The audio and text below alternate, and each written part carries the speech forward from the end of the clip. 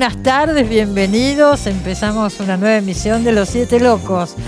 Y vamos a empezar hablando, no sé si de artes plásticas, de cine, de todo un poco, porque nuestro invitado es muy especial y actúa en diferentes ámbitos, ¿no?, del mundo cultural. Hace bastante que no lo teníamos acá en el programa y estoy muy contenta de volver a verlo, aunque sea por Zoom.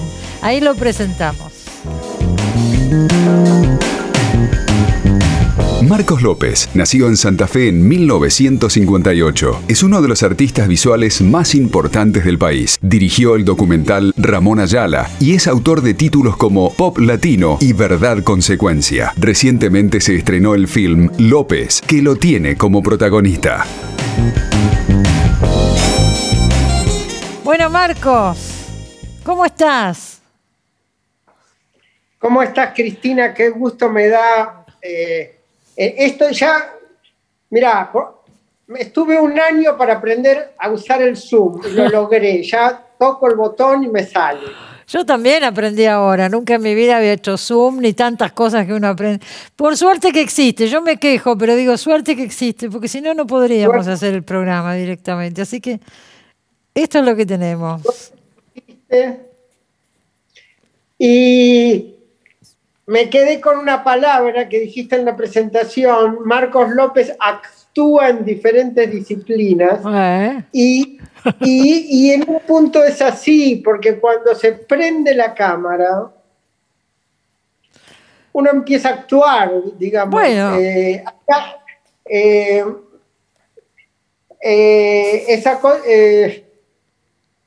Me salen los grandes titulares entre el documental y la ficción, esa zona ahí de dudosa, el dudoso límite entre el documental y la ficción. Ahí está, porque vamos a decir que ahora en el último Bafisi tuve la sorpresa de verte actuando. Un documental sobre Marcos. La vi, por supuesto, la vi por no sé por dónde la vi, por Cinear creo que la vi, por Cinear. Sí. La dieron en Cinear un fin de semana, sí.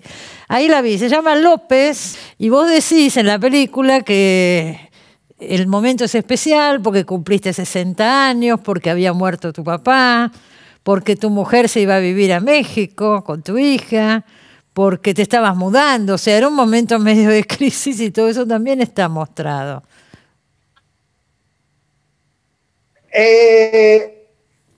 Yo creo que acepté hacer la película también para marearme un poco, porque uno cuando trabaja, supuestamente al estar filmando, estás, entre comillas, trabajando. Claro. Estamos trabajando, entonces, obvio. Y sí. Por supuesto que sí. Entonces, siempre tuve esa. Hoy me dieron ganas de citar a profesionales de la salud. Hace unos años yo tenía un psiquiatra que me decía: estás maníaco, Marcos, estás maníaco, porque yo trabajaba me ponía a trabajar compulsivamente, que ahora, te cambio un poco el tema, con la pandemia es como que me dieron un palo en la nuca, que hace un año que estoy ¿No quieto, trabajás? sin tomar avión. ¿No trabajás? Trabajé mucho el invierno pasado, que me puse a pintar unas fotos antiguas, hice todo un trabajo de fotos antiguas pintadas a mano, me puse a hacer unos pingüinos para vender por Instagram. Eso lo vi, sí. Pero ahora estoy como, no sé si decir, después de la película, medio paralizado de trabajo. Fue un momento de movimiento familiar difícil y lo que tiene que, digamos, yo un poco acepté, porque primero una cosa dije, yo me pasé la vida me pasé desde que tengo 18 años mirando las vidas ajenas. Mirando vidas ajenas. Entonces acepté un poco que Ulises me filme y luego el director hace el recorte que a él le da la gana. Obvio. Pero es un gran mérito, es un gran mérito de la película eso, cómo está editada, cómo están mezclados tu vida personal con la vida profesional. Es un trabajo de edición que se hizo que está muy bien hecho, pienso. Yo creo que la edición es la narrativa del cine, en este caso del documental, claro. Y es clave como herramienta autoral, digamos, del director, que finalmente yo creo que habla de las relaciones padres e hijos, familia, matrimonio. Obvio. La crisis de la edad, un montón de temas, Marcos. Obvio. Claro. Sí. Ahora, ¿qué te está pasando? Veo que seguís diciendo, y creo que lo decís en la película, que ya estás harto del pop latino. Acá lo has dicho muchas veces, o sea, hace años que venís con eso. Y digo, estás buscando... Yo te veo que estás buscando como otros lenguajes. Vos filmaste una película preciosa sobre Ramón Ayala, estuviste acá también, un documental sobre Ramón Ayala hace unos años. Y por eso te digo, estás buscando como otras formas. Esto también, aunque acá te entregás a otro artista, y vos sos el objeto de estudio, pero digo, estás buscando otras maneras. Me enteré, por ejemplo, pero después hablamos un poquito de eso si querés, lo citás en el documental, esta filmación que hiciste, una especie de making of de la película El viaje de Pino Solanas, hace unos cuantos años, que se estrenó ahora, tengo entendido.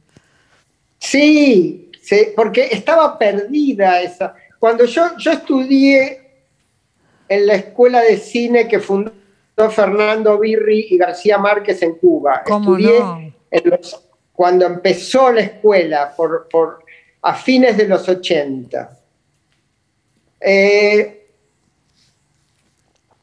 Ahora con los años veo que fue una experiencia clave para mí, y sobre todo por la cosa de América Latina, porque éramos todos estudiantes de distintos países de América Latina, y yo, que era un muchacho de colegio de curas de Santa Fe, de repente me encuentro con la santería cubana, la negritud,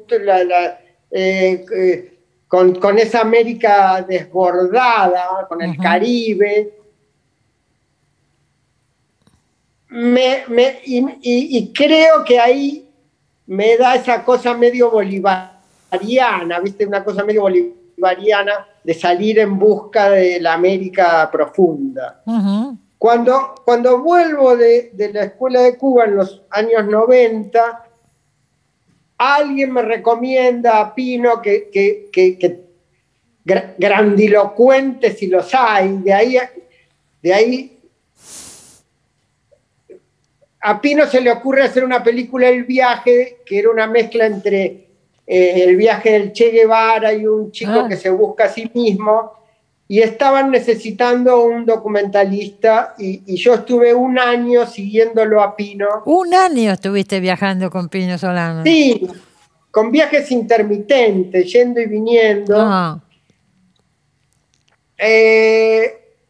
Y después, yo no tenía experiencia tenía poca experiencia, entonces hice un armado, pero después a Pino no le gustó, quedó ahí, porque iba a ser para la televisión supuestamente europea, para promocionar la película, y años más tarde lo editaron Dolly Pussy y un editor, y quedó perdido eso en unos cajones. Mira. Y lo encontraron hace poco, después de la muerte de Pino, a quien yo lo quiero mucho, soy muy amigo de sus hijos, lo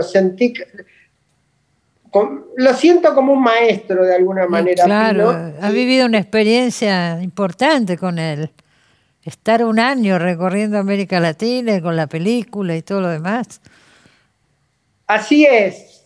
Estuvimos, por ejemplo, en las minas de oro de Sierra Pelada, en el nordeste de Brasil, donde el famoso Sebastián Salgado, el fotógrafo brasilero, documentó a los garimpeiros, que son unos mineros a cielo abierto, en Oaxaca, Machu Picchu, con los años uno va haciendo una repisita con los maestros, ¿no? Seguro. La repisita de los maestros, el santuario de los maestros, y a Pino lo tengo ahí entre los maestros. Seguro. Mi papá es maestro también de la cosa de la idea de, ves que ya solo me pongo a hablar de la relación padres e hijos, ¿no? Como si vos fueras la terapeuta. ¿Tu hija sigue, claro, tu hija sigue en México? Porque cuando se filmó la película se iban para México con tu mujer. ¿Siguen allá? Sí, sí. Mi ex mujer se fue a vivir con mi hija a México y yo me quedé con mi hijo varón, Aarón, acá. Y después vino la pandemia, entonces fue fuerte, porque supuestamente íbamos a estar yendo y viniendo. Claro, y eso pasó a WhatsApp. Seguro, se cortó ahí. Se cortó ahí. Los chicos además te contestan el WhatsApp cuando a ellos les da la gana, ¿no? Es que si lo llamás por teléfono no les gusta a los Hay que ser cuidadoso, hay que ser cuidadoso. Hay que encontrar la manera de llamarlo. Bueno, yo quiero saber algo. ¿El pop latino ya terminó definitivamente? Mira, el pop latino yo mismo inventé el Frankenstein que me da de comer, digamos. Entonces la gente me manda fotos por Instagram y me dice, Marcos, vi este paisaje y me hace acordar a vos, y las chancletas fosforescentes y la manguera y el pato inflable. Yo lo hago, ¿viste? Te lo hago, pero por momentos me gustaría aprender a tocar el cello, ¿entendés? Y tocar otras melodías. Y bueno, ¿por qué no? Seguramente lo vas a hacer, porque sos un artista, entonces seguramente lo vas a hacer. Me gustaría investigar en unos... Bueno, también el problema de la fotografía, que está siempre remitiendo al pasado, ¿entendés? Ajá. Y al paso del tiempo, porque la fotografía está asignada por el paso del tiempo. Entonces, también ahora yo, que ya estoy grande, entre comillas, me puedo poner a buscar mis negativos de los años 80 y salen unas cosas increíbles, ¿viste? En blanco y negro, la historia. Indudablemente yo ya tenía una mirada. Obviamente. Pero digo, no, para eso me pongo a pintar al óleo, que no sé, como sacar fotos me sale bien, me aburre eso también un poco que me sale bien. Yo ya sé que me sale bien. Pintar me cuesta más trabajo. Y recordemos que hiciste otra película, lo dije hace un ratito, la de Ramón Ayala. O sea, vos vas buscando lenguajes ahí. El cine por ahora no, salvo como actor en esta película, López. Sí, por ahí el año pasado también me dio por publicar textos contundentes en Instagram, porque Instagram tiene una cantidad de caracteres fija, delimitados, y eso, la pandemia pasada en invierno escribía mucho en Instagram, después me dieron ganas de publicar todos esos textos en papel. Vos viniste acá con un libro creo que se llamaba Verdad Consecuencia, hace unos años. Sí. Estuviste acá en el programa con ese libro. ¿Dónde vas? Se me escapa el invitado. Ahí está. Ahí está el libro de Interzona. Vos viniste a este programa con ese libro hace un par de años de esto, sí. Salgo del aire 30 segundos que te voy a mostrar una cosa. Bueno, rápido, por favor. Nos quedamos ahí con la tapa de Verdad Consecuencia. No se puede negar que genera suspenso, Marco López. ¿Qué me fue a buscar ahora? Lo que hice fue ponerme a pintar. Le cambié el nombre por el de la película. Claro. Para venderlo, le cambié el nombre por el de la película, que se llama López. Entonces voy a vender unos ejemplares artesanales en Instagram. Perfecto, perfecto. Eso me entretiene, ¿entendés? Me entretiene. Yo te entiendo, sí. la compraventa me entretiene. Bueno, escuchame una cosa. Si se quiere ver la película López, ¿se puede ver en este momento? Por ahora no, creo que pronto la van a subir a alguna plataforma. En este momento no está. No, estuvo en Cinear, estuvo en el Bafisi, en las salas del Gaumont, que han arreglado las salas del Gaumont, están bárbaras, se escucha muy bien. Pero en este momento no está tu película ahí en el Gaumont. Ya no. No está. Yo creo que pronto la van a subir a alguna de estas plataformas. Seguro. Y lo voy a anunciar en mi cuenta de Instagram, pienso Marcos López Virtual. Tenés muchos seguidores ahí en la cuenta, ¿no? Te manejas mucho con la cuenta de Instagram. Tenés muchos seguidores ahí. Es riesgoso porque es un poco adicto, porque adictivo, uno se pone como un adolescente contando los likes. ¿Entendés? Nos pasa a todos, Marcos. Parece que es humano eso, nos pasa a todos. Me quedo tranquilo. Quédate tranquilo. Me alegro de verte. Me tengo que ir al corte, pero besos grandes y bueno, sos un gran artista. Ya vamos a saber de vos. Algo va a aparecer, estoy segura. Espero la próxima vez vernos en tu estudio, en persona. Ojalá que sí. Ojalá que sí. ¿Te vacunaste? Todavía no te vacunaste. Sos joven. No, me estoy por anotar. Tengo 63. No, todavía te falta un poco, sí. Me falta, ¿no? Y bueno, a cuidarse, Marcos. Hasta pronto. Se te ve muy bien. Hacemos lo posible. Chao. Señores, nos vamos al corte. Enseguida volvemos, no se vayan.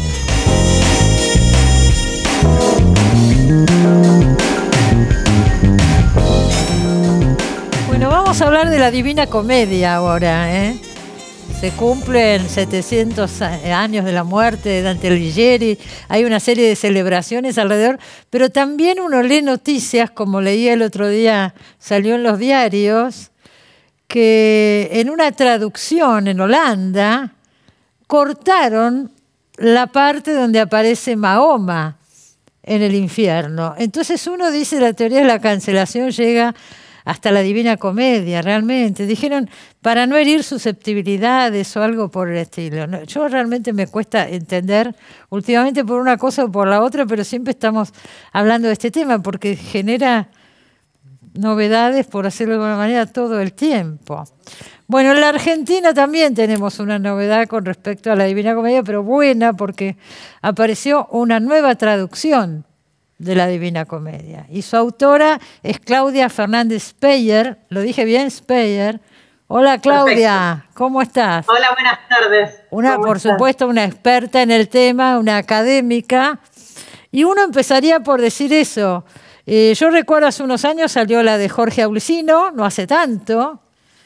Y bueno, vos además tenés un libro, aparte de esta traducción tan importante, tenés un libro que se llama Las distintas traducciones de la Divina Comedia, ¿no? Que sacó Eudeva hace unos años. Recordando la de Bartolomé Mitre, que es la primera, después la de Batisteza, digo las principales, la de Aulicino hace unos años y ahora la tuya. Y quiero que nos expliques qué aporta una nueva traducción, por qué sentiste que querías hacer una nueva traducción. Bueno, un clásico como Dante, tan amado en nuestro país y tan infinito en su lengua original, siempre va suscitando la necesidad de que las nuevas generaciones propongan su propio Dante. Claro. Y en realidad existía un vacío en cuanto a la posibilidad para los estudiantes de acercarse a la obra con una edición que tuviera muchas notas, que tuviera una introducción importante, que introdujera justamente al tiempo de Dante y a la manera de leer que tenían los lectores medievales, que había quedado de algún modo vacante este espacio desde que se agotó la traducción de Batisteza, justamente, que es la que muchos de nosotros usamos en de los la años escuela, 70, ¿no? La de Batisteza de los 70. Yo sí, por lo es del 72 la primera, pero tuvo una reedición en los 80 y circuló hasta mediados de los 90. Y la traducción de Aulicino es más una traducción hecha por un poeta, es una traducción de autor, que no está tan destinada al estudio como al contacto directo, digamos, de cada lector al texto un poco de manera más libre. Vos tenés, después de cada canto hay un comentario, ¿no es cierto?, que nos ubica en la época y los acontecimientos. Así lo trabajaste. Sí, en realidad más la ubicación en la época y toda la información que el lector medieval al que Dante se dirigía ya tenía en sí mismo por el hecho de compartir con Dante ese mundo y esa cultura, intenté anteponerlas al texto en la introducción. Y lo que hice, digamos, en el comentario a cada canto fue revisar las interpretaciones y los problemas críticos que tiene el canto, que evité poner en las notas al pie para que el lector no viera interrumpida la lectura a cada rato, sino que encontrara solo la ayuda imprescindible para ir entendiendo la narración, quiénes son los personajes, los símbolos. Claudia, vos lo vas a poder explicar mucho mejor que yo, pero creo que es importante saber que Dante además era un político y estaba desterrado, ¿no es cierto? Se había tenido que exiliar de Florencia y murió, no volvió nunca más a Florencia. No volvió nunca más y probablemente toda la Divina Comedia, según la mayoría de los estudiosos, la escribió en el exilio, efectivamente, donde estuvo muchos años, 20 años, y sí, eso es interesante porque Dante tuvo una biografía muy interesante, además de haber escrito este gran libro. Y una cosa que me parece que vale la pena recordar, porque es difícil advertirle inmediatamente cuando nos acercamos a Dante ya como un clásico consagrado, es que Dante era realmente un perdedor cuando escribió la comedia. Estaba desterrado, había tenido que dejar a su familia, a sus amigos, su lengua, porque las lenguas eran locales, su rol político, porque él era parte del gobierno de Florencia. Él cuenta, este evento traumático del exilio es el único de su biografía al que vuelven todas sus obras, y cuenta que tuvo que mendigar, que estuvo en una situación de gran fragilidad, teniendo que moverse de un lado para el otro, justamente porque ganaba el poder alguna facción enemiga o porque tenía el poder alguien de quien él había hablado mal en su libro, entonces se fue ganando aún más enemigos.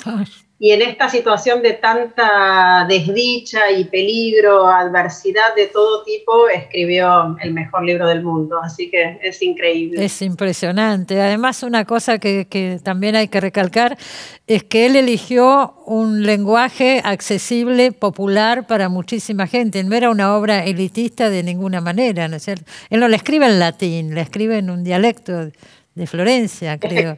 Efectivamente, esta es una decisión revolucionaria de Dante, la de escribir una obra que contiene tanto de todo el saber, de filosofía, de ciencia, de teología, de narrativa, por supuesto, no en latín, como bien dijiste, que habría sido la opción más obvia, espontánea, sino que toma esta decisión consciente de que quiere que este mensaje que él atribuye a Dios, ¿no? Él nunca se dice autor de la comedia, sino un medio a través del cual, un escriba, a través del cual Dios hace llegar su mensaje a la humanidad. Y bueno, este mensaje tiene que ser para todos y todas. Entonces elige una lengua, la lengua de su ciudad, sí, como bien dijiste, el dialecto florentino, que tenía una brevísima tradición de poquísimos textos antes de que él escribiera este libro. Y en las traducciones acá en la Argentina, las primeras, la de Mitre, inclusive la de Battisti,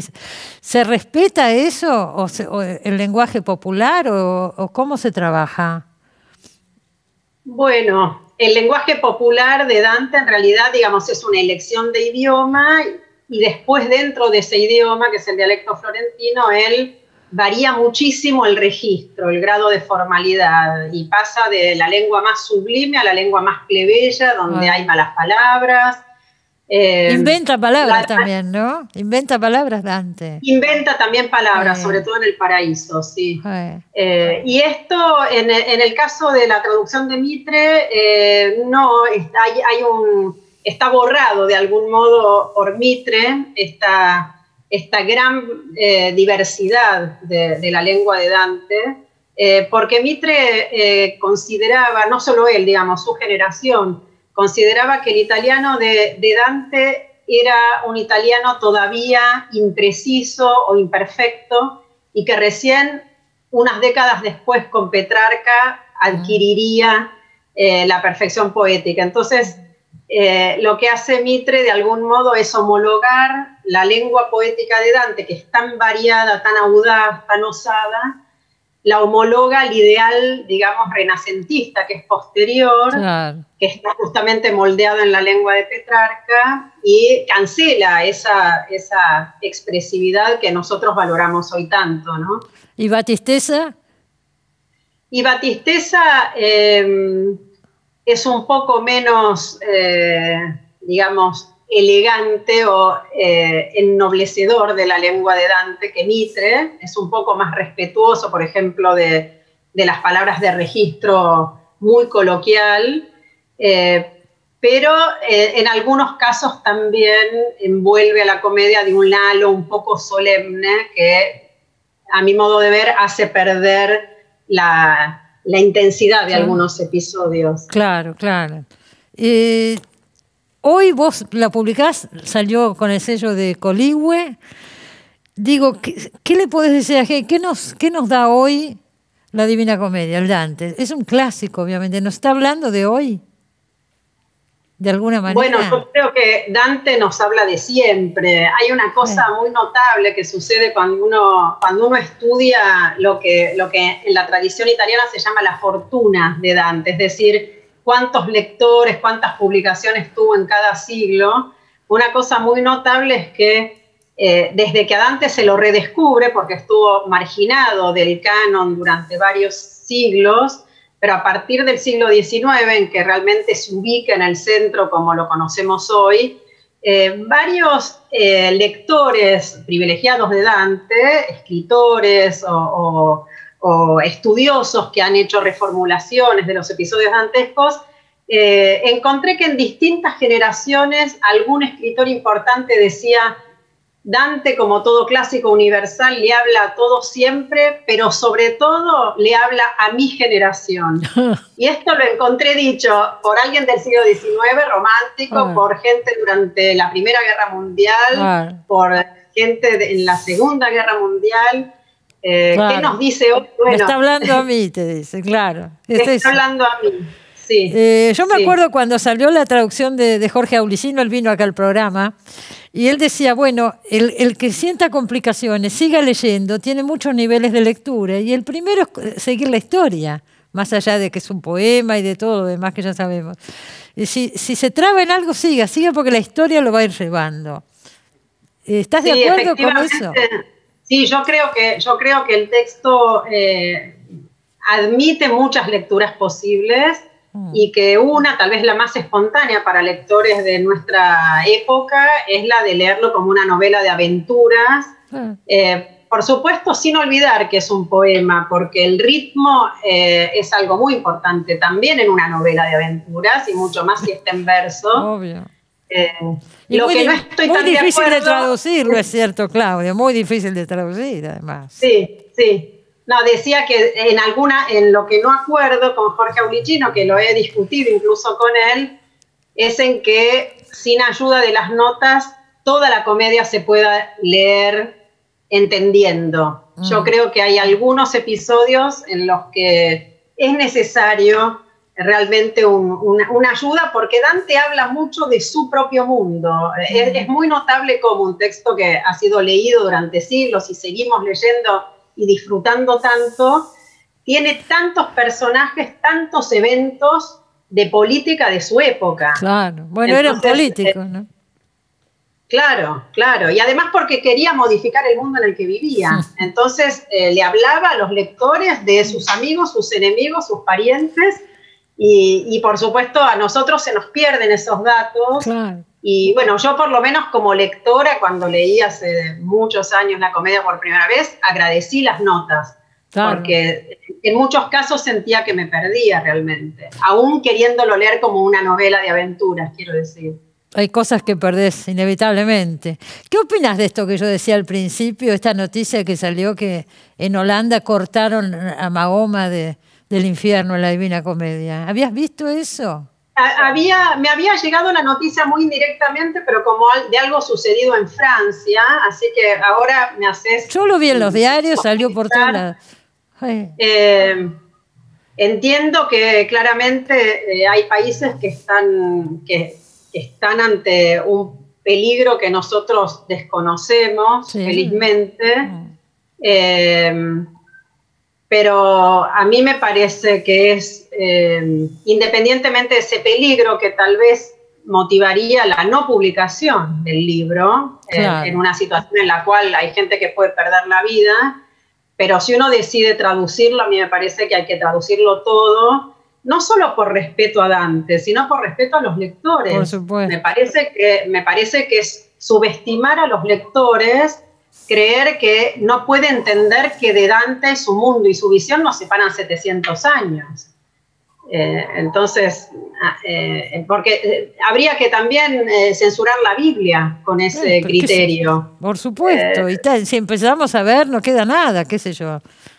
Yo creo que la lectura literaria es algo sumamente complejo, formativo e imprescindible, que no implica una identificación inmediata de lo ideológico. Creo que tenemos que seguir respetando lo intrínseco de leer literatura, que no es algo que debe indignarnos o enamorarnos directamente respecto de los personajes o del contenido, sino que tiene que ser algo que trabaja dentro de nosotros, involucrando todo nuestro cerebro en lo estético, en lo ideológico, en lo moral. Pero parece mentira que haya que decir esto a esta altura del partido, digo, que haya que explicar estas cosas, ¿no es cierto? Uno pensaba que son discusiones, ¿no es cierto? Pero no, por lo visto hay que seguir diciendo. Nunca hay que dar nada por conquistado. Por lo visto no, absolutamente nada. ¿Cuántos años trabajaste en la traducción de la Divina Comedia? En la traducción en sí, a partir de que me propusieron esto desde la editorial, 5 años. Pero yo vengo estudiando a Dante hace... toda la vida. 25, así que creo que, bueno, en un proyecto así uno pone todo lo que he estudiado, lo que sabe y lo que no sabe claramente, así que siento que me vine preparando desde toda mi vida adulta, digamos. Bueno, felicitaciones, Claudia, la verdad. Bueno, muchas gracias. Gran trabajo, felicitaciones. Gracias, muchas gracias. Nos vamos al corte, enseguida volvemos.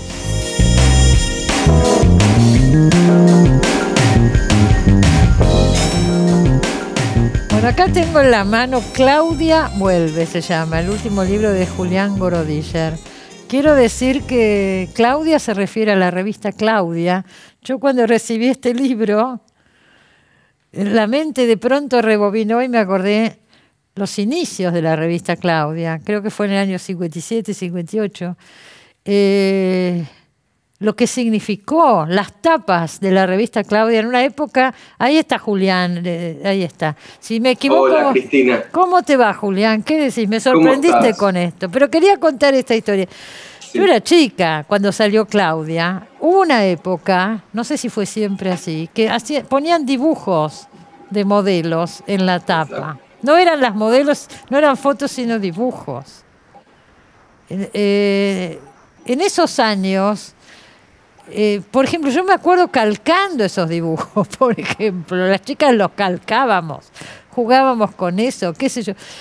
Fue una revista de un gran peso, pero vos tomás unos años después, ya cercano al cierre de la revista, en el año 74, año violento, si los hay en la Argentina, un año de mucha violencia, el gobierno de Isabel Perón, y a partir de algunos hechos reales, haces una novela histórica, ficcionás. Contá vos, por favor, porque me entusiasmo y estoy contando todo yo. Exacto, bueno, vos fijate, mientras te escuchaba pensaba, 20 años estuvo la publicación circulando y hoy vos lo hablás con gente incluso de mi generación y no saben que existió esta revista. Claro. O sea que es todo tan efímero que periodos de 20 años parecen un día hoy. Ahora, esta revista fue una revista hito dentro de la historia argentina de los medios porque a partir de esta revista la mujer en estas páginas de revista femenina empezaba a adquirir una identidad profesional, no solamente el hogar, la belleza y la moda. La moda era un punto fuerte de Claudia y como vos bien señalaste, corresponde a la época de las grandes ilustraciones para ilustrar la moda, que hoy en día tuve la oportunidad de ver una colección de dibujos de moda de esa época, no de Claudia, en una muestra en el Museo del Cine. Es decir, hoy en día son piezas de museo. Sin duda. En el periodo que yo tomo, que es desde un mes después de la muerte de Perón, el 2 de agosto de 1974, hasta un mes antes del golpe militar, hasta febrero de 1976, es el declive, es el momento que los medios entran en un estado de caos, finalización del gobierno de Isabel Perón, y es una fantasía de cómo la revista femenina, que siempre fue un género tan subsidiario,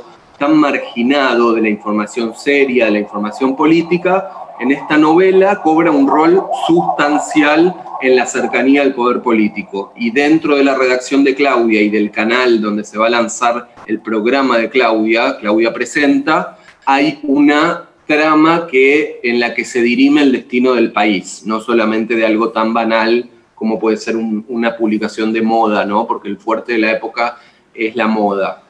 Pero y se desarrolla... Sí, decí, después digo yo, sí, decí.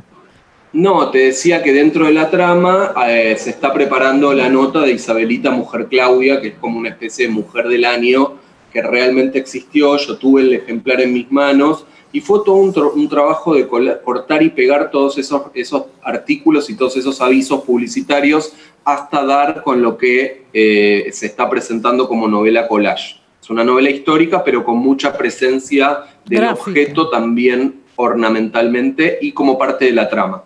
Sí, totalmente. Es una novela con muchísimos elementos gráficos, ¿no? Que son parte de la trama, como vos lo has dicho. Ahora, toma unos años realmente, si pensamos esta revista, Claudia, que era una revista fuerte, era una época donde la publicidad era fuerte, las revistas tenían muchísima publicidad, los medios en general facturaban muchísimo dinero. Yo supongo que tuvo que ver el Rodrigazo también, no solamente la crisis política, sino la crisis económica, que hace que tengan que buscar apoyos oficiales y lleva a que una revista progre, como era Claudia, la ponga a Isabel como mujer del año en el 74. Exacto. El modelo de Isabel no tenía nada que ver con el modelo de mujer de Claudia, nada. Tal cual, e inclusive uno de los tópicos es cuando Isabel lanza el decreto de la prohibición de venta de preservativos en farmacias y dentro de la trama hay un apoyo explícito y no solamente eso, todo lo que se narra en esta novela parece exacerbado, es decir, esa cercanía del poder que vos señalás que hizo que dentro de la editorial de Abril, que siempre fue tan crítica, sobre todo de los últimos peronismos, aquí haya un alineamiento, está todo puesto en marquesinas, digamos.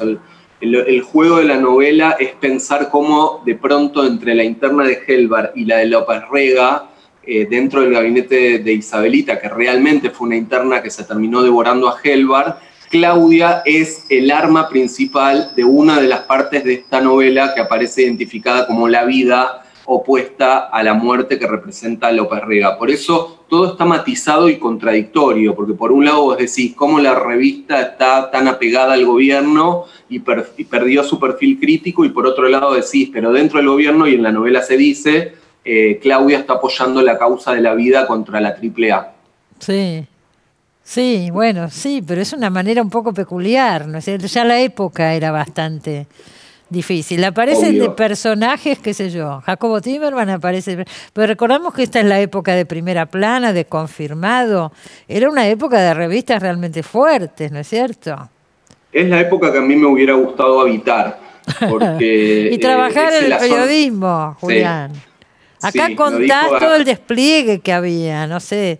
Vos sabés que te voy a contar algo de la trama oculta y totalmente de bambalinas, y es que Claudia nace, en realidad Claudia también hay una transpolación, porque yo inicié mi carrera en la revista Luna, es una revista femenina que retomaba el espíritu de Claudia, porque también se interesaba en la actualidad, se interesaba en la mujer profesional, inclusive en la mujer infiel, en la mujer sexualizada, o sea, todo lo que Claudia promulgó mucho más incipiente.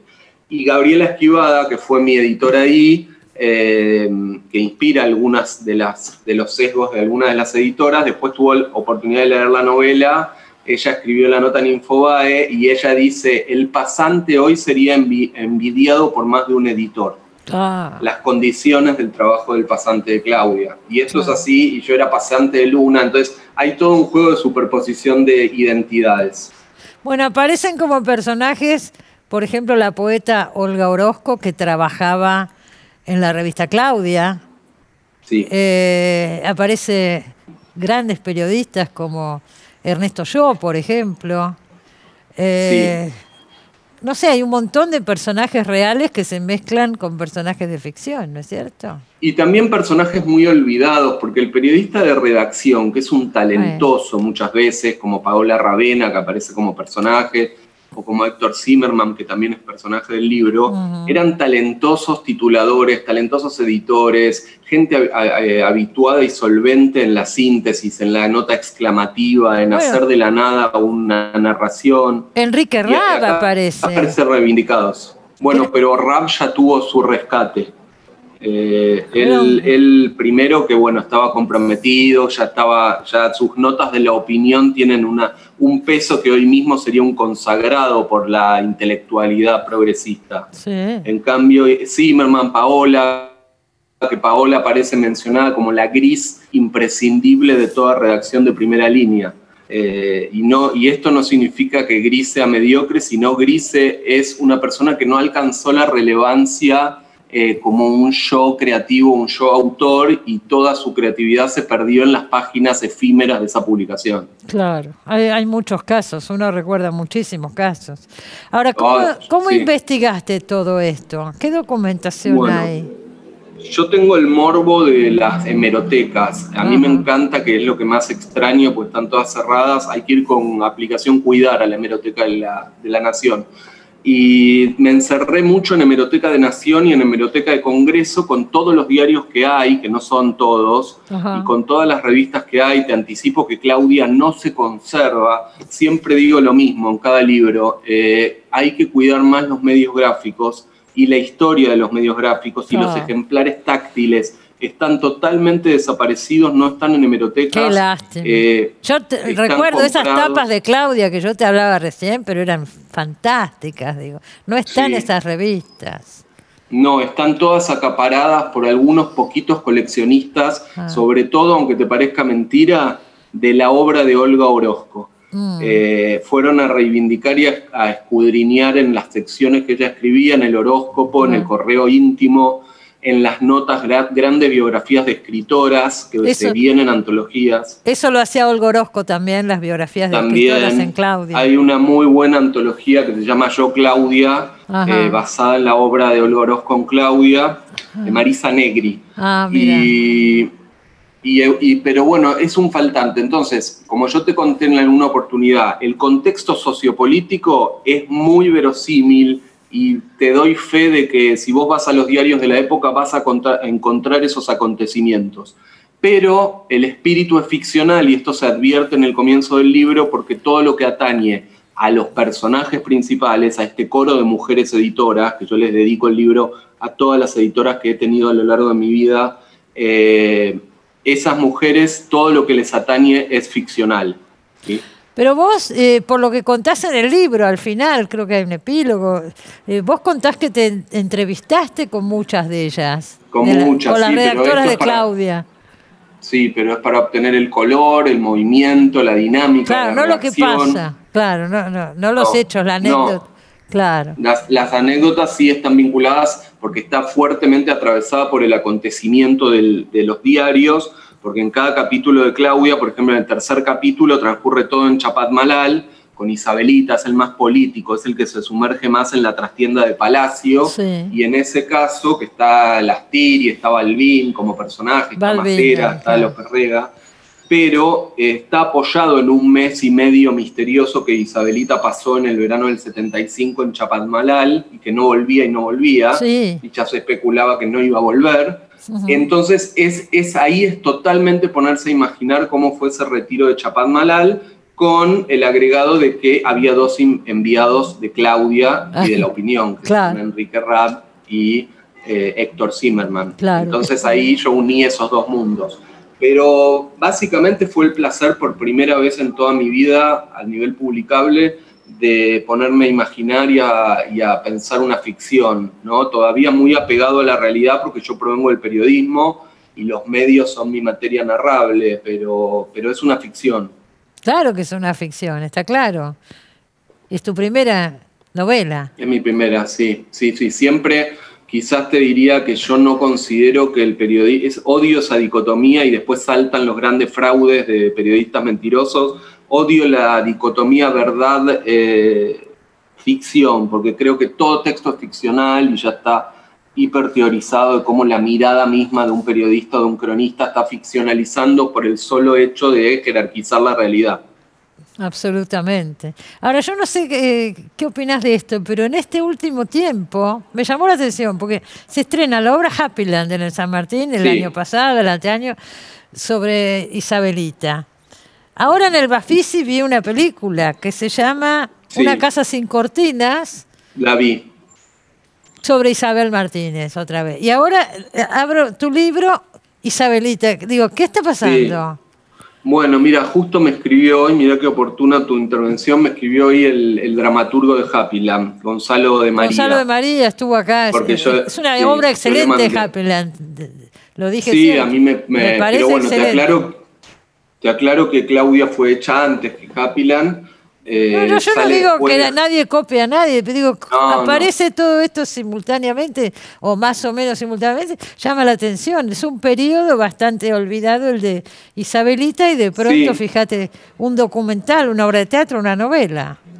Yo me siento muy orgulloso de salir junto con estos 2 productos culturales. Obviamente Happyland me voló la cabeza, es una obra, un texto precioso, y una apuesta fantástica. De Alfredo Arias, nada menos, sí. De Alfredo Arias. A Gonzalo yo le mandé el libro y justo hoy me dijo que le había gustado mucho, y justo hacía este comentario de que Isabel había sido el gran tabú de la política y de la narración sobre hechos políticos argentinos. Nadie se metió. A Julián Troxberg, el director, le dicen lo mismo. El director del documental, Una casa sin cortinas.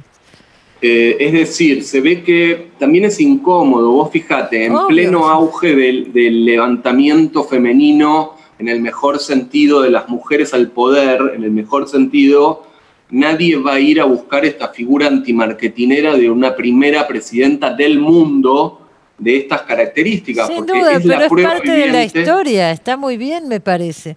Pero es la prueba viviente de que no podemos generalizar. Obviamente. Y a mí me encanta, es mi morbo de ese mundo tan bizarro y tan camp, en el sentido de Susan Sontag. Por eso te digo, bueno, para cualquier artista es un material interesantísimo, pienso, pero también yo creo que es eso. Es parte de nuestra historia, ¿no? Y fíjate que son cultores del camp. También Alfredo Arias, o sea, esto, bueno, pero es, todo el que le gusta es el una exceso, manera interesante de abordarlo, por supuesto que sí, ese es un gran mérito, pienso, de Gonzalo de María, de Alfredo Arias. Bueno, Claudia vuelve, recuerda todo este periodo tremendo de nuestra historia, pero también recuerda a la revista Claudia, que el que tenga, qué sé yo, unos años se acordará. Yo no me acordaba, te digo la verdad, Julián, del final de Claudia. Me acordaba del principio, que me marcó con esas tapas y esa estética, que fue muy fuerte. Pensemos que las revistas femeninas eran para ti, vosotras, y aparece Claudia, que representaba otra cosa completamente diferente. Una mujer moderna, independiente, etcétera. Esto lo marcan las biógrafas de Chivita, de César Chivita y de Editorial Abril, que Abril fue una experiencia única, una experiencia isla dentro del periodismo gráfico argentino, porque fue la unión tan difícil de conseguir entre culto y popular. Claro. Querría agregar una cosa más antes de irnos. El director de la Editorial Abril, Civita, un poco después de este episodio, cuando asume la junta, la dictadura, se tiene que ir del país, ¿no es cierto? Sí, se exilia se exilen a Italia e Inglaterra. Y bueno, y tiene que ver con el final abrupto. Luego ustedes, tus lectoras y las lectoras de Claudia van a decir, yo leí a Claudia en los 80, y esto es porque hubo franquicias, pero que nunca llegaron a ser del nivel de la original. No, por favor, ni comparar, no tenía el peso ni parecido al que tuvo en los 60, sobre todo en los 60. 60 y en los 70 empieza el declive. Ahí ya empieza el declive. Bueno, interesantísimo todo esto que estamos hablando. Acá está la novela Claudia vuelve, de Julián Gorodischer, y me alegro de verte, Julián. Ay, a mí también, no sabes cuánto. Ya nos veremos personalmente. Por favor, pronto. Con tu nueva novela, vamos a ver.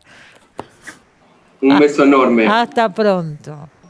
Bueno, nos despedimos nosotros también. Se terminó el programa. Nos vemos, como siempre, el sábado que viene en Los Siete Locos. Buena semana para todos. Chao.